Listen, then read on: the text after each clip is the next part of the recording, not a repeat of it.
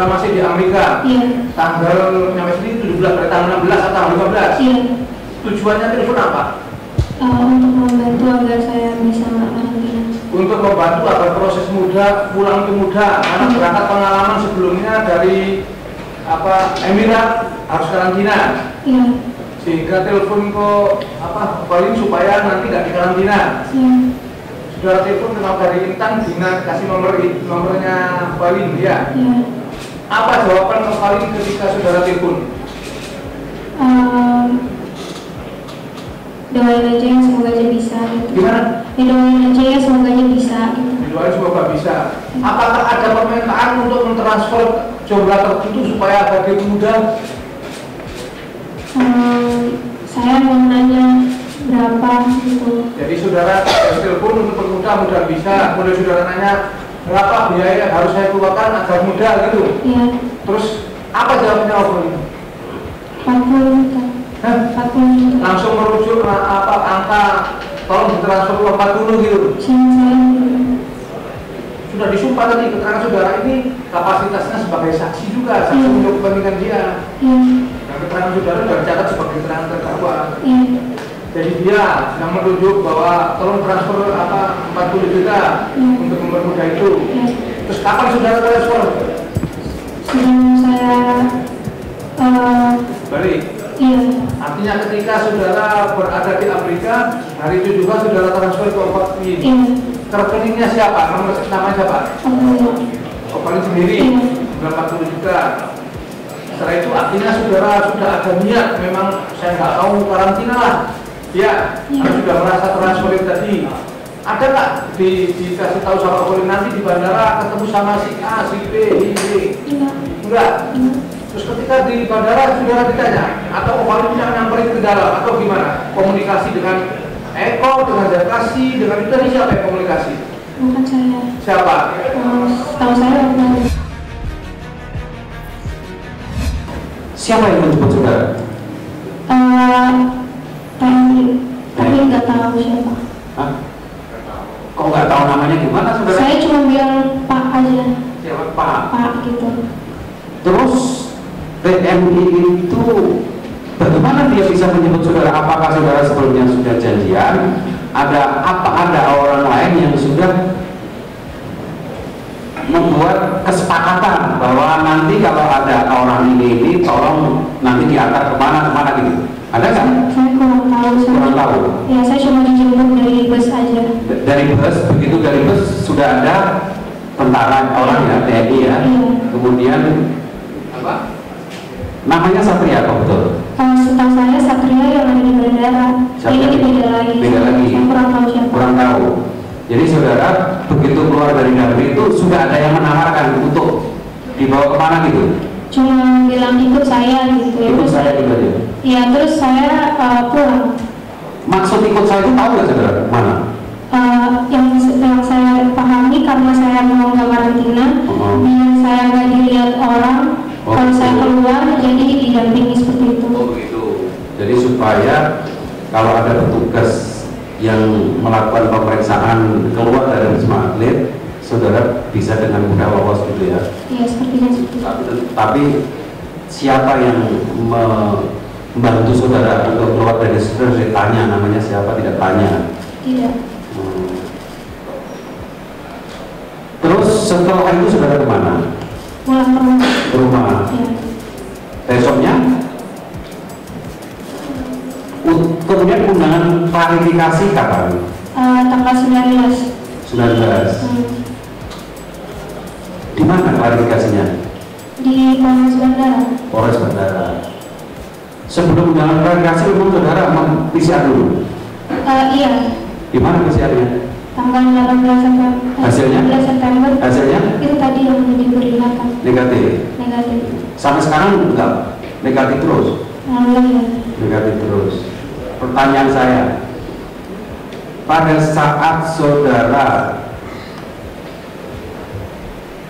ingin tidak menjalani karantina, kemudian minta bantuan Ovelina, tahu nggak pada saat itu saudara bahwa saya bisa, ada yang membantu, bisa nggak? Tahu nggak saudara? Pertanyaan saya. Kan saudara menginginkan ketika sampai Indonesia tidak menjalani karantina. Dan saudara minta Dr. Novelina kan melalui intan tadi, ya enggak? Kemudian saudara tahu nggak bahwa pada saat itu memang ada yang ingin membantu saudara untuk tidak menjalani karantina? Tahu nggak waktu itu? Saya cuma tahu lewat Novelina aja. Lewat? Novelina aja. Novelina aja. Berarti ada yang bantu gitu. Iya. Nanti kalau sudah sampai di Wisma Atlet nanti ada, kamu ikuti saja nanti orang yang akan membawa kamu keluar dari Wisma Atlet gitu. Iya. Untuk itu saudara membayar berapa? 40 juta. 40 juta. Uangnya dikembalikan sekarang? Sudah dikembalikan. Ke saudara? Iya. Semuanya? Iya. Oke Pak, mengenai sidang putusan Rahel V-nya hari ini seperti apa Pak? Jadi Rahel V-nya terbukti melakukan perbuatan sebagaimana dalam dakwaan penuntut umum dalam dakwaan alternatif pertama, yaitu tidak melaksanakan karantina, menghindari karantina ya. Majelis Hakim sependapat dengan penuntut umum. Majelis Hakim sependapat dengan penuntut umum, oleh karena terdakwa telah terbukti melakukan tindak pidana sebagaimana didakwakan, maka pengadilan menjatuhkan putusan pidana penjara selama 4 bulan dengan masa percobaan selama 8 bulan. Ditambah denda sebesar 50 juta rupiah dengan ketentuan apabila denda tersebut tidak dibayar maka bisa diganti dengan pidana kurungan selama 1 bulan. Gitu. Yang memberatkan apa Pak? Yang memberatkan kan dia sebagai public figure harusnya dia menjadi contoh yang baik bagi masyarakat kan. Dia mempunyai follower yang seperti yang diceritakan tadi di persidangan. Ya, harusnya dia menjadi contoh yang baik bagi masyarakat itu. Terkait JPU tadi pikir-pikir dulu Pak? Ya itu kewenangan JPU ya untuk apakah menerima putusan, apakah dia akan pikir-pikir atau banding.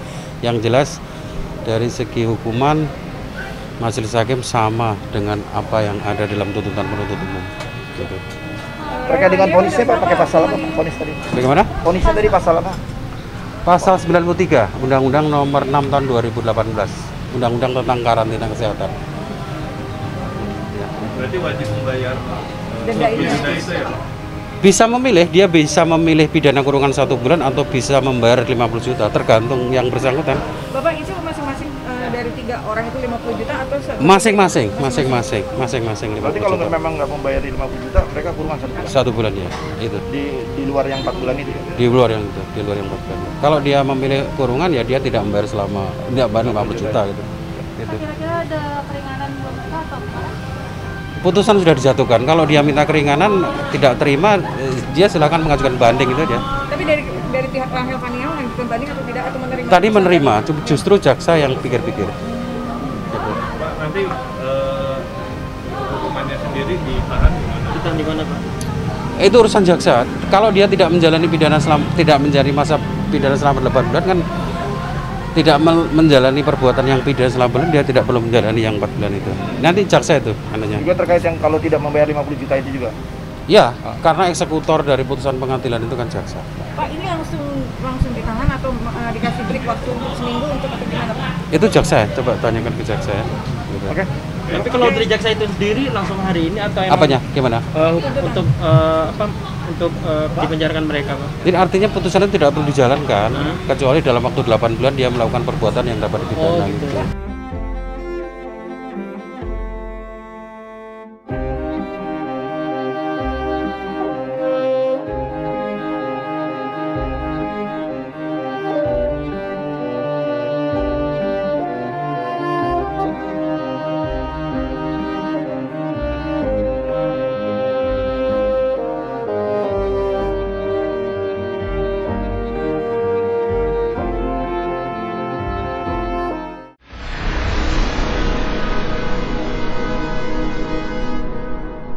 Jadi jangan lupa untuk subscribe Cumi Cumi. Ditekan ya tombol lonceng merahnya.